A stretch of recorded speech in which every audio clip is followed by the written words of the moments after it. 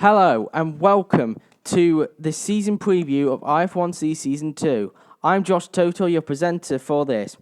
Joining me is my new co-host, Joshua Anderson. You'll be hearing him a little bit later on. He's also a former Force India driver as well, for those who don't know. Season 1 was a fantastic first season, and it was Ollie Glazebrook who went on to win the championship. If you want to see what happened in Season 1, there's only 12 rounds on this video, so, well, 13 videos of this. So if you want to check out what happened in Season 1, I suggest you pause this video and have a look at them. So, Joshua, it was an amazing season in Season 1, and it had an unexpected result. Yeah, after the dominance in the real-life 2014 Formula 1 season, of which IF1C is modelled after, it would have been fairly apparent that Mercedes were the favourites, but no. Ollie Glazebrook showed that he has fantastic talent, and he used that to great effect to grant Williams their victories. Yeah, definitely. So, pretty much the biggest surprise, though, apart from Williams, is also McLaren. They finished second in the Constructors, which in the real 2014 season, they finished fifth. Yep, that's a bit of an improvement as well. Their driver lineup from last year obviously helped that. And, well, whether they'll be able to continue the success into 2015 with the Honda engines is in doubt, to be fairly honest, and quite brutal, but we'll just have to see how they do. Yeah, definitely. Well, speaking of which, we'll find out, because now it's time to find out the competitors for the Season 2 IF1C Championship.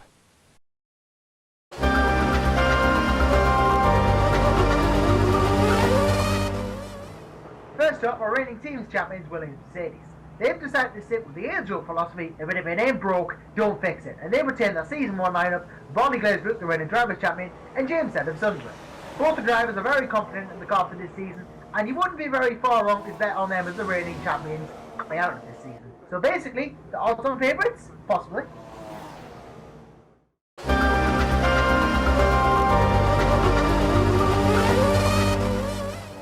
It'll be a steep learning curve for McLaren as they hope to beat Williams this season, but are not looking like it's going to be that easy, as they have switched from Mercedes to Honda engines. And because of this, they have a brand new driver lineup, with Alamanier not in the series anymore and Matt Orange moving to another team. It's a brand new lineup for the Woking based team. They have gone with Sam Bose, who was with Ferrari towards the end of the season, and he is joined by rookie Matthew Dummer. The pair of them know that it's going to be a tricky challenge ahead with the Honda engine, as it had looked quite slow down the straight and have been struggling with reliability, but are hoping that they have solved the issues before the beginning of the season.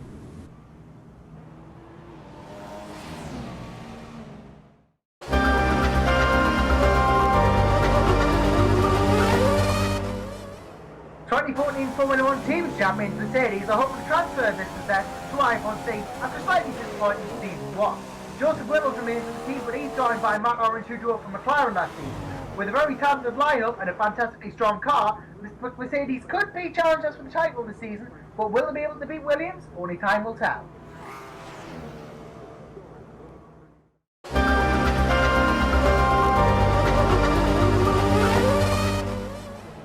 Ferrari are hoping to put the disappointment of last season behind them. Despite 2 victories with Sam Bose, the car was very slow down the straights. Ferrari were concentrating on the engine and have looked very quick down the straights and hoping to match the Mercedes-powered Williams, Mercedes and recent Force India and Lotus. They have got a brand new driver lineup, well, apart from one of course. Waze Cuba stays at the team, but he is on a make or break season with Ferrari, same as Joseph Willows with Mercedes. Originally, he was supposed to have former Mercedes driver Michael Moron joining him. However, because of the fact he doesn't have a PS4, he will not be with Ferrari this season. He may have to look for another team if an opportunity becomes available. So instead, he is joined by Dutchman Benny Pescia. The pair of them are looking confident and hoping to bring Ferrari to the top of the championship.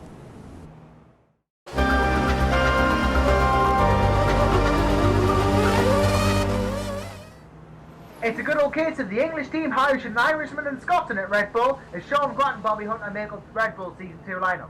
While the car hasn't been that technically sound, Grant and Hunter's pace has already been proven in several other occasions. While it might be a bit of a push for Red Bull to ask for the Constructors' title this season, a top 3 in the team standings does look realistic.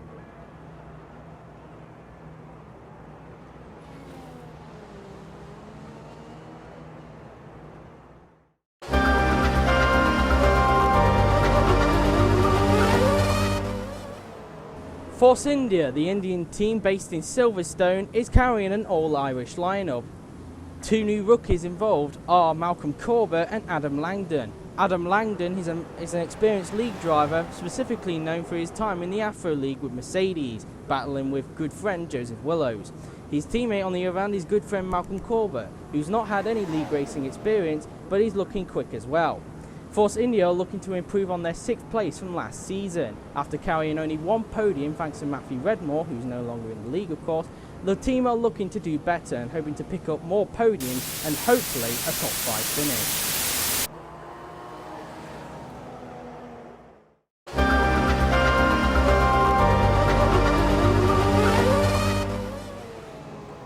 Next up is the Italian team Scuderia Toro Rosso.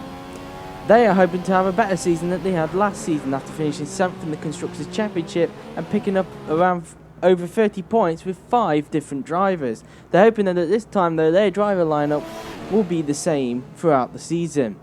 They have gone with 2 new rookies. They've gone with Andy Graham, and they were originally meant to have Matthew Goddard at the team, the league veteran. However, due to other commitments, he is unable to do this. So instead, his vacancy is taken by Matthew Dummer's good friend, Cameron Anderson. The pair of them are hoping to do a good job, and Toro Rosso have big targets for the team, finishing the top 5 in the Constructors and hopefully beat the Red Bull team, because as proven, they have been equally as competitive as their sister team's counterparts. Whereas Red Bull have suffered from the Renault engine in issues during testing, Toro Rosso have been simply fine with the engine. Will that count though? We'll just have to wait and see.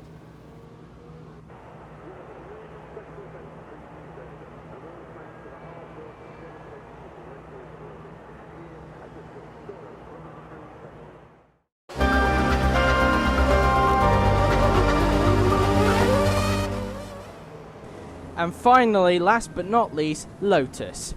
They want to put a disappointing Season 1 behind them. The Renault engine clearly did not work for the car, and the car was just dreadfully slow down the straight. Because of this, they have reverted quickly to switching from a Renault engine to a Mercedes engine to hopefully counteract the loss of speed they had last season. They have gone for 2 new drivers in their lineup, although both of them are experienced. They've gone for Daniel Roberts, who replaced Joshua Anderson towards the end of last season at Force India, and he was originally meant to be joined by Jake Walmsley, the former Red Bull/Toro Rosso driver. However, due to other commitments, he is unable to do this. So instead, his vacant seat will be taken by former Red Bull driver Connor Smith. Hopefully, Lotus will do better this season. Maybe a top 4 or 5 position will do the team fantastic. So here is the calendar then for Season 2. It's the same as the F1 2015 calendar. So the drivers start off in Australia on the 30th of August before making their way to Malaysia. First time for IF1C. Same with China as well for round 3. Then they go to Bahrain for round 4. Spain will be round 5. Monaco's round 6. With Canada round 7. Austria round 8. Silverstone round 9. Hungary round 10. And first time for IF1C. Germany is no longer on the calendar, taking a season out, or maybe 2 if we stay on F1 2015 for Season 3. Belgium is next for round 11, with Italy round 12. Singapore for round 13, first time for IF1C. Same with Japan as well for round 14. Then they go to Russia for round 15. United States is round 16. Then it will be Mexico for the first time in IF1C and also F1 as well. Then for the last 2 rounds they go to Brazil, and then the final round will once again be in Abu Dhabi, but this time with no points. That will be explained in the new rules section. So they are the Season 2 class of IF1C. Now, from looking at that grid, Josh, that is looking quite competitive, don't you think? Yeah, it does look like a pretty strong grid. You got a lot of interesting team driver combos there, and it could make some very interesting racing. I personally am intrigued by the Red Bull lineup. Sean Grant has proven himself several times in World Super GT 500. I think he could be a formidable force, even though he doesn't quite have the machinery that might take him to a win. Yeah, the big interesting though is Matt Orange's move to Mercedes. Now, is this actually a good move for him, considering that Mercedes actually struggled last season and finished behind McLaren, the team that he was in last season? I don't really think that is going to affect Matt Orange too much. I mean, the Mercedes has proven itself to be a stronger car, but last year it was the case of the drivers, I think, that didn't quite make it happen. And Ollie Grosbrook's talent just pulled Mercedes Mercedes-powered Williams, should I say, to their victory. And, well, Williams this season don't have as good a car, but they have Glazebrook, who is the better driver. Man Orange is very talented in his own right, though. With better machinery, we could see him take the fight to the world champion. Exactly. Ferrari, do you see them making a return back to the top? I mean, they did towards the end of the season with Sam Bose, but can they continue that?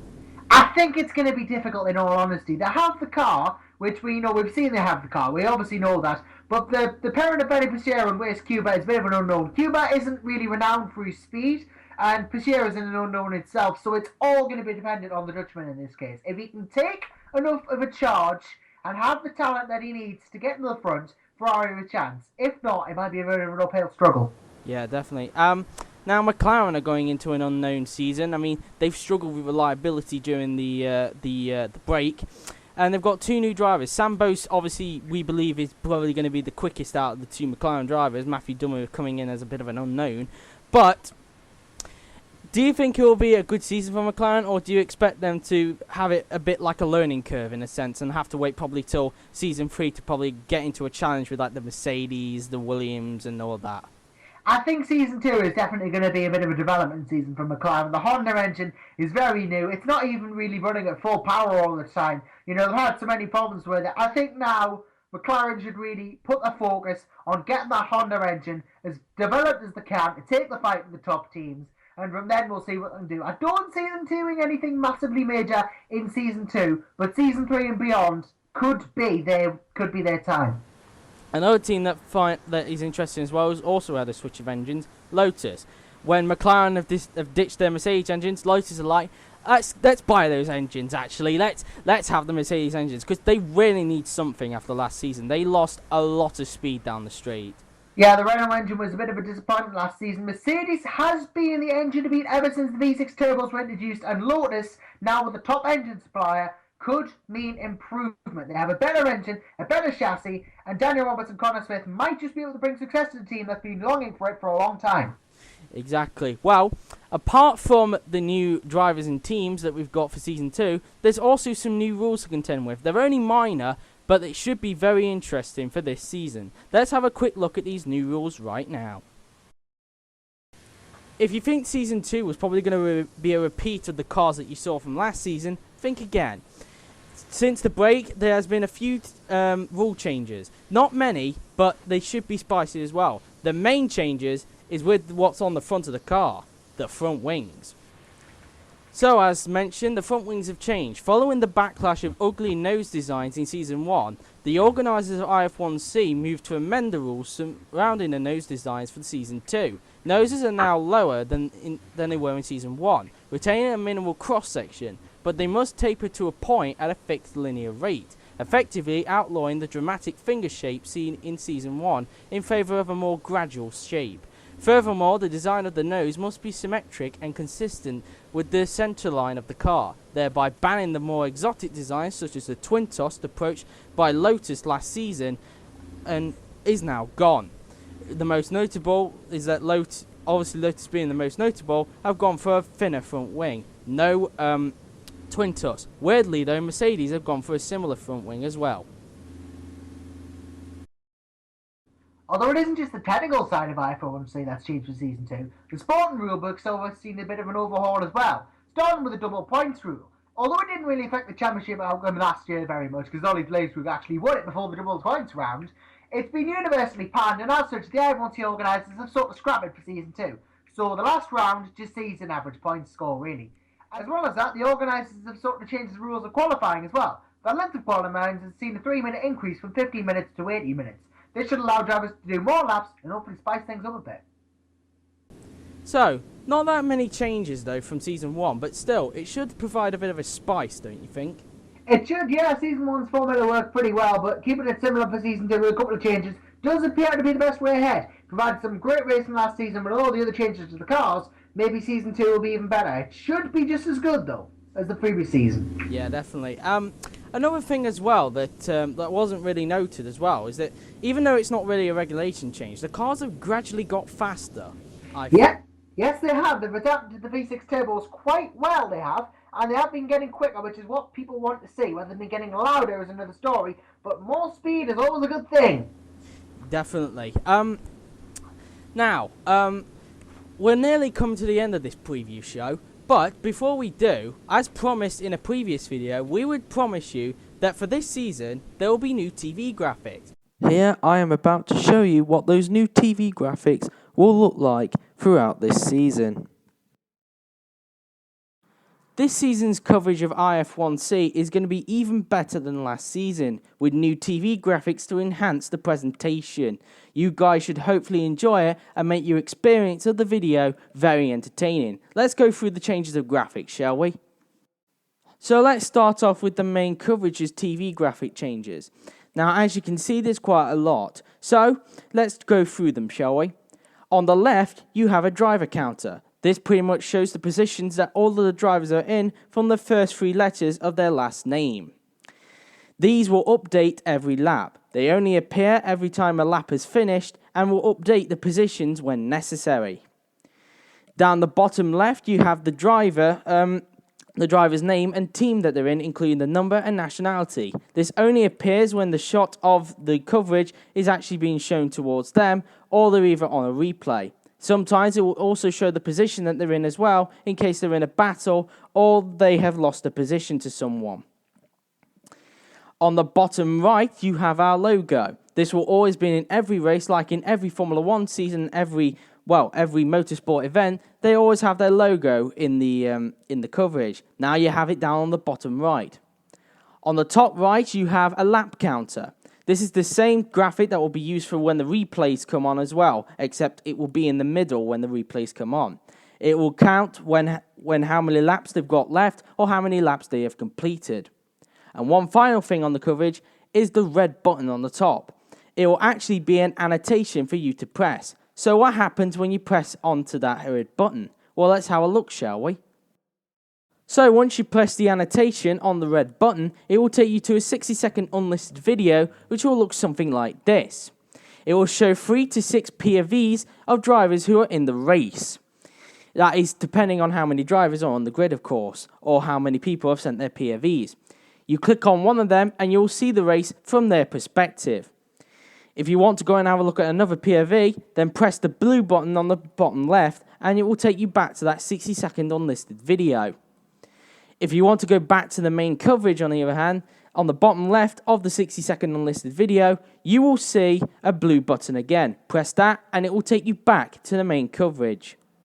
Another graphic that you will see towards the end of the race is the winner of the driver. It will come up with the winner, the driver's name, the number, their nationality, the team that they're driving in, and also lap times, how many laps they did, and so on. This will only appear though at the end of the race, so you won't see this very often. And the final bit of graphics that you'll see from IF1C is a qualification results and race results table. The qualification session classifications table will only come up after the qualifying report. It will show the driver who are on pole, how the grid is going to line up, the teams that they are in, the lap time the pole position man did, how far the others were behind him, and what tyre they set their best lap on. A colour code for the tyres can be seen down the bottom. The race graphics, on the other hand, will be slightly different. It's slightly similar. You get the driver who won, including the others that finished and did not finish, including the ones that did not attend, which is the same as qualifying. You get the teams as well, the nationalities, the total race time, how far the other opponents were behind, unless they DNF'd or got disqualified. But at the bottom as well, you'll see who set the fastest lap as well. These will only appear with the driver who set it, the team that they're in, and it will show what time they set, and that will be either a new lap record or just the fastest lap of that season. In total then, all these graphics should enhance the coverage this season. So a commentary from OTGX Gaming, Joshua Anderson, and pit report from myself, Josh Total, this season's IF1C coverage is going to be better than ever before. And that, my friends, is the new TV graphics for IF1C Season 2.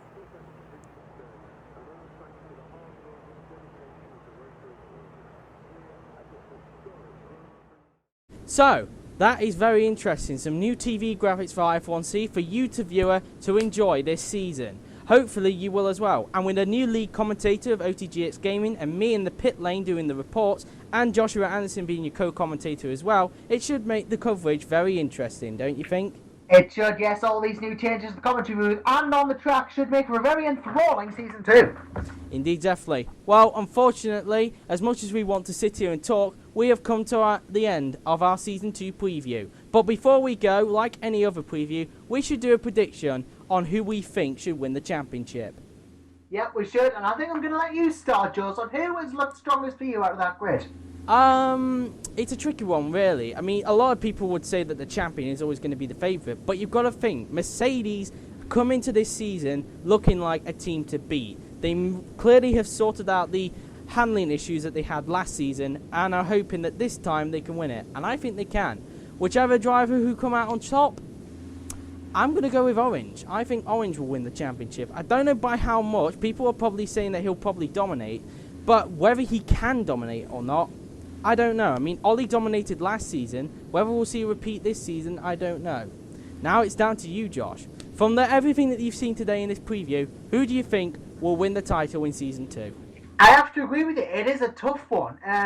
Mercedes do look strong with Willows and Orange, but last year, Williams were at a disadvantage, remember, yet they still came out on top, and it was the drivers that did that for them. James Head and Ollie Glazebrook are an absolutely formidable pairing, and quite honestly, even though the other teams have upped their game, I would not be surprised if Williams retained the team's title. And Ollie Glazebrook has to be my personal favourite to take the Drivers' Championship. But don't count James Head out either. He could spring a surprise on everyone.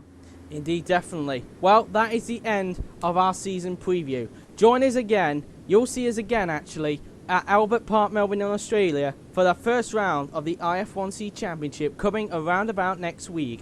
But until then, from me and me, it's goodbye, and we'll see you at Albert Park, Melbourne. Take care.